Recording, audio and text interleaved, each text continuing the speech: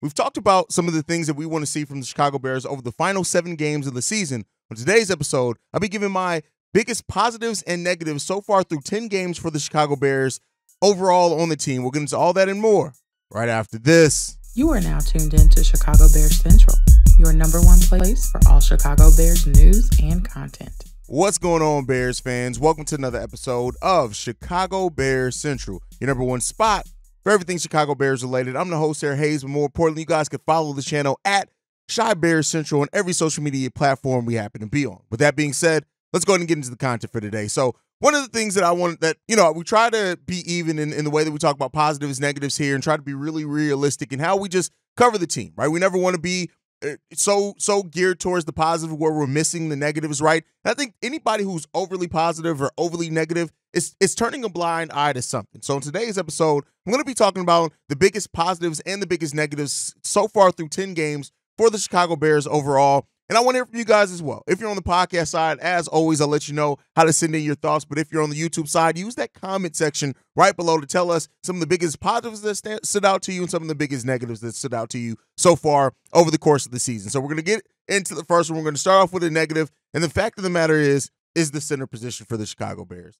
The center position has just been absolutely atrocious for the Chicago Bears. And you would have thought coming in, at least I was hoping coming into the season, that we'd have some type of positive play just because we do have two veterans there, and it's just neither one of them have really brought anything that we drastically needed or wanted from the center position. The center position has been one of the biggest fails for the Chicago Bears season overall, and so it's something that I hope the Bears addressed in a big way, whether it be through free agency, even though it doesn't really look like they're shaping up to be a lot of marquee free agent centers up in this upcoming draft, but there really are some solid ones. I'm sorry, in the free agency, there are not a lot of marquee centers. There are some like Kelsey, but we don't really expect for him to change teams. But there are some other ones like Connor Williams, things like that.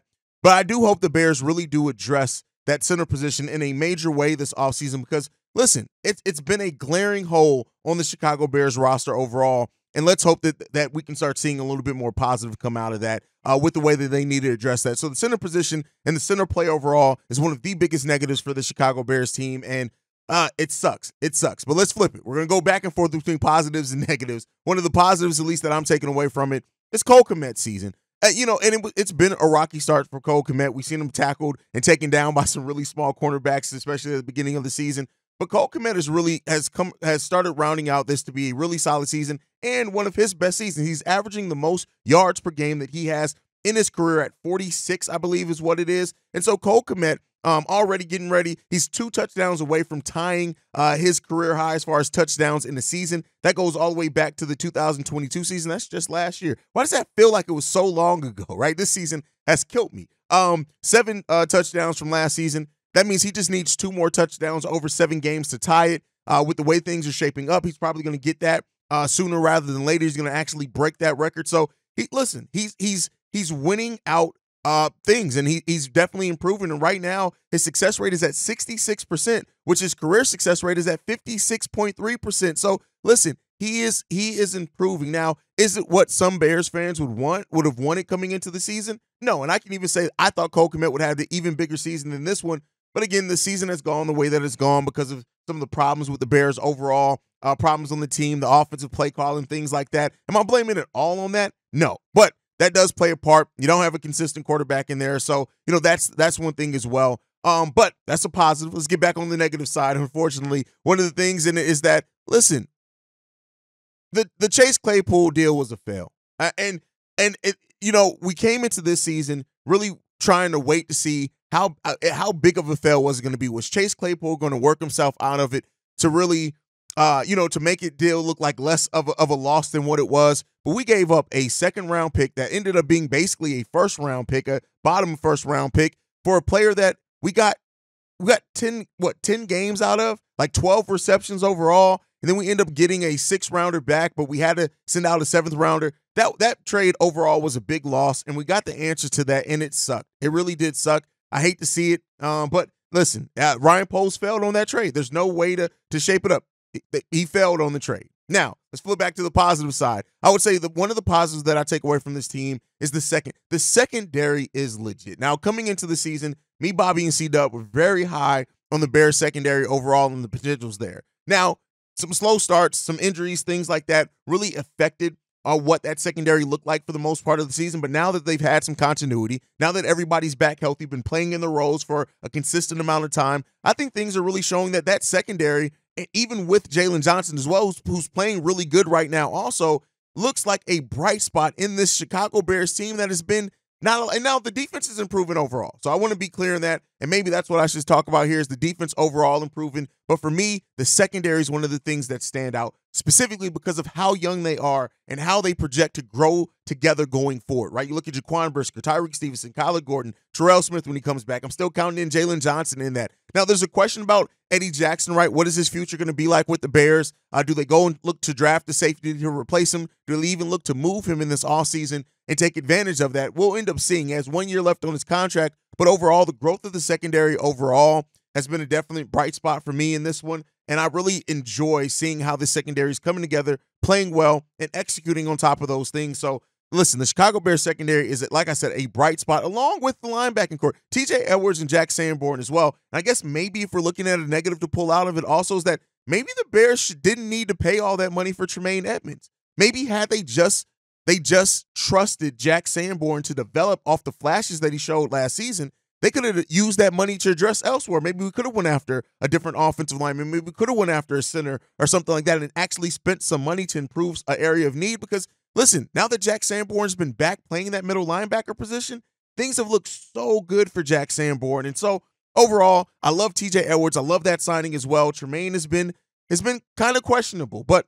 it is what it is when it comes down to that. But if we're going back to the negative side of things, Yannick Ngakoue, that experiment did not work. We paid him $10 million. Now, again, he got a sack in last game. Now having Montez Sweat, that could be something that we look forward to. Maybe Yannick Ngakoue really improving. But even with that said, I just still look at it and say this, like, we wanted Yannick Ngakoue to be something for us because we just drastically needed somebody who's going to be able to get to the quarterback. And at the end of the day, this defensive line wasn't in a great position either way. And so, we'll end up seeing what that ends up turning into long-term for Yannick Ngakoue. I don't know if he gets another deal here in Chicago. C-Dub seemed like he, on the Sunday's episode, seemed like he was kind of maybe a little bit hopeful to say that Yannick Ngakoue is maybe going to be able to turn some things around. I don't quite share that optimism, but, like I said, Montez Sweat now being here, having that as a true anchor on that defensive line and how that's going to improve the work for the secondary, improve the work for the linebackers, could be a big bright spot in that as well. And that takes us to our next positive. The Bears trading for Montez Sweat. This is legit and immediately locking him up, right? That's it. It's the twofold. I don't know if I'd put it on the positive side had we been going into potentially this offseason without having an extension locked in for Montez Sweat. But because now we have that extension locked in and we know that we got our free agency started early, basically, that's definitely a huge positive for the Chicago Bears because they saw a position of need. They saw a player that was available that kind of fits their timeline, still being fairly young himself, still having some of the best football, hopefully, ahead of him, and the way that he projects to be in the pass game and the run game. I really like Montez Sweat. I know a lot of Bears fans were really hoping for Chase Young. Hell, we were too, right? Coming into the season, we talked about the potential of the Bears making a move for Chase Young, but I don't want to let the hope of a different deal overshadow the fact that the Bears made a hell of a deal for Montez Sweat. They got value back. They locked him in, and it's going to be a big thing as well in that. So, that's another thing. A negative so far in the season as well, just Justin Fields' inability to stay healthy. And the doubt around him and kind of how fans, the media, and a lot of people have treated Justin Fields. In a season where we've had tons of storylines outside of football, the Justin Fields QB controversy that really shouldn't be a QB controversy quite yet, in my opinion, not with what we have here. We can start talk about as we get closer to the draft, things like that. But Justin Fields, still the questions around Justin Fields. Now, again, some of that's because of the coaching staff. Some of that's because of the situation. And some of that is because of Justin Fields and his own play, right? But I really hoped coming into the season, we were going to see some of those questions eliminated for Justin Fields. And while I still am in on him as our QB1 going forward into the future, don't think the Chicago Bears should make a move off that yet. The fact that those questions haven't been adamantly answered to where we can silence a lot of those doubters is still a negative on the season for me, because that is something that I think everybody wanted to answer for. And, outside of K2 Clips, who says things like Justin Fields, there's no way he should be back on this team, which he will be. And I can't wait to see how Bears fans react to that, especially if he starts playing well here in the final 7 games of the season. But overall, all that noise around Justin Fields. It sucks, man. It sucks. Like I said, some of it's rightfully deserved because of his play, right? So you can't take away from that. But listen, it is what it is when it comes down to it. Now, as far as a positive on the flip side of that, DJ Moore. DJ Moore, I will say this. We need to get DJ Moore the ball way more. But again, if you're talking about pillars, things that you can build your team around, things that you can anchor your team around, DJ Moore, bringing in DJ Moore, he's been just about everything that we've wanted him to be when he's gotten those opportunities. Has he had some tough goals, some tough games, some tough possessions? Yes. But having a wide receiver that you can bet on, that's still locked in for a handful of years as well, and is getting paid, right? I like it overall because, I mean, look at it. Had we not traded for DJ Moore, look at what position our wide receiver core would be in right now. Just really think about that. Had the Bears traded the number 1 overall pick, and let's say they got another second back instead of DJ Moore or something like that, our wide receiver core would be in such dire straits that it's like, hey, man, listen, that's a tough proposition. So I love the fact that they were able to bring in DJ Moore here. But to flip it back to a negative, the offensive line. Like, there are some very good bright spots on that offensive line. It's both a positive and negative, right? I'll talk about both sides of it. The fact that we know that Tevin Jenkins and Darnell Wright are absolute studs on that offensive line. Studs on that offensive line. The overall play of the offensive line is still left much to be desired. Now, some of that's come by a lack of continuity as well.